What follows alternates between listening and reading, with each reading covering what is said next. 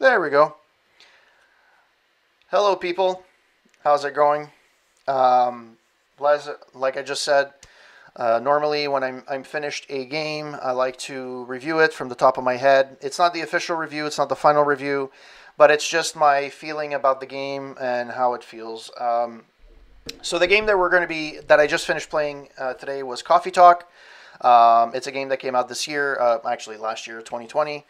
It's basically an interactive movie. It's not really. Basically, the only thing you do in the game is you make drinks for people in a coffee shop, and then you get to listen to their stories. Now, I know this is not the best game to stream. I'm the first one to say it, but I really fell in love with the preview, the art style, and I wanted something different from Mass Effect. I wanted something from different from an RPG, so I can jump into something after. But I wanted a palate cleanser before I play anything else.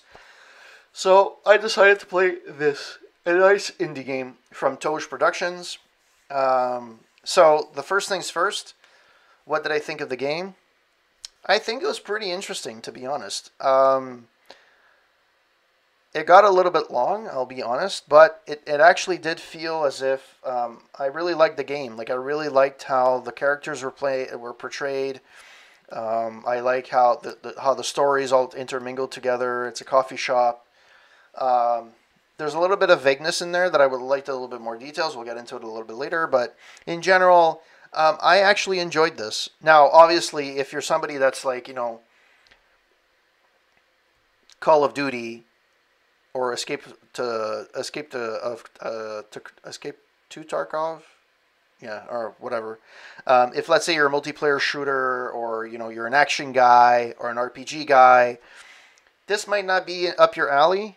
This is very heavily story driven. But if you're in a Telltale series type of mood, this might actually scratch that itch. Obviously, Telltale have a lot more action, especially the Batman series.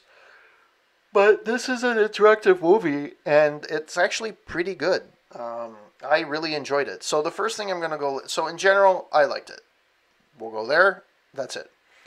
From a presentation perspective, I found the game gorgeous. Yes, it's not varied. It's pretty much just a coffee shop, but I like how the interlude scenes between the days, how it looks. I like how the inside of the coffee shop looks. It's really interesting. I like the art style, really fun. I like how they make how the coffee's made. I like this.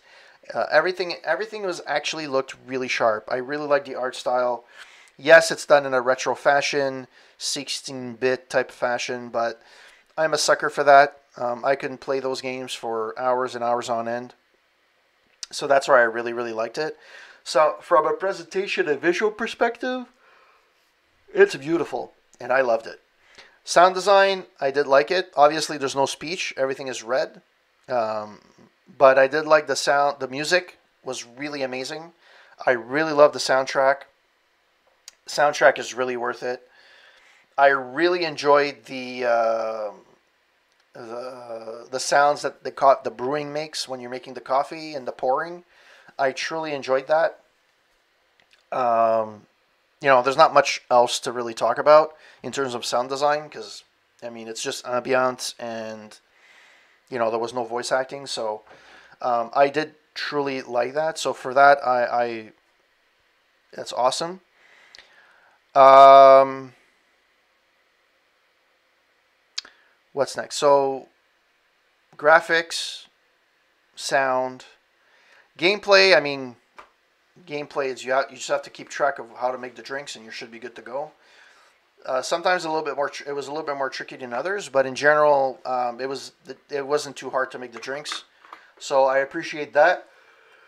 So from a gameplay perspective, there's not much because it's just an interactive movie, right? So you're just playing the movie and you're just pressing a few buttons here and there ever so often. What holds everything together? It's the stories, right? The way that the story is being told, the interaction between people. I do like the setting. I do find the setting of the game really, really well done. It's an alternative universe in Seattle where you have different creatures that come in and they drink your coffee.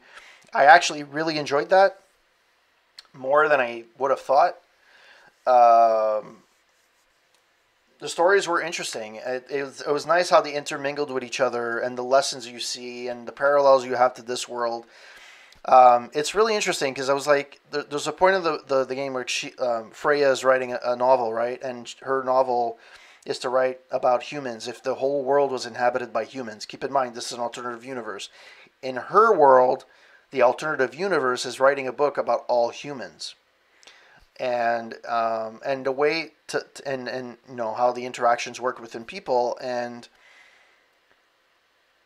the way that the stories, although they're for different cultures and raise different creatures in the game, they're still relevant in today's society, in current society, in our world, in our society, with the racism and stuff like that. So, and the conflicts with parents, and understanding how how parents work, and life lessons and stuff like that. So the way they turned that around was surprisingly really well done.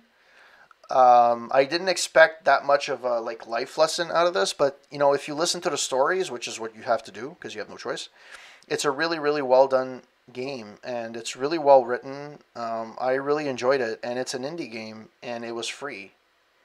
I got it for Xbox Games with Gold. So I mean, it is what it is, and that's it. So I mean, this is gonna be a short review. There's not much to review here. I mean, it's either you'll like it or you don't. If you're a person that really enjoys story-driven games, like a interactive movie, this will be up your alley. It's not a super long game. I believe it's about 6 to 8 hours. I would have to check how long I played last time, but I think it's anywhere between 5 and 7 hours or 8 hours or something. I mean, if you're an achievement collector, this is actually really easy to get all the achievements if you really wanted to. I think if I wanted to get all the achievements, you have to play a second time because there's a scenario that there's a branching at one point. So if you get one scenario, you get one achievement. If you get one scenario, you get another achievement. But other than that, it's actually pretty easy to get the achievements in the game. Um, so having said that, that's my review for Coffee Talk, and hope that you guys stay tuned for what I will be playing next. I'm hoping to be playing next the Old Blood from Wolfenstein. I've never played that particular entry in the series. I played Wolfenstein 1 and 2. I've played Youngblood, but I've never played the Old Blood. So I'm hoping that, yeah, that's going to be fun. And hope to see you guys soon. And hopefully this week, I'll be able to play some System Shock 2. I haven't been able to play it recently due to the constraints and different things. But I'm hoping that I'll be able to play. So, yeah. Thank you very much for those that passed by. Thank you, YG, for spending some time in the chat, saying hi. Trance as well. Thank you for saying hi, and I shall see you next time. Have a good one, guys. Ciao.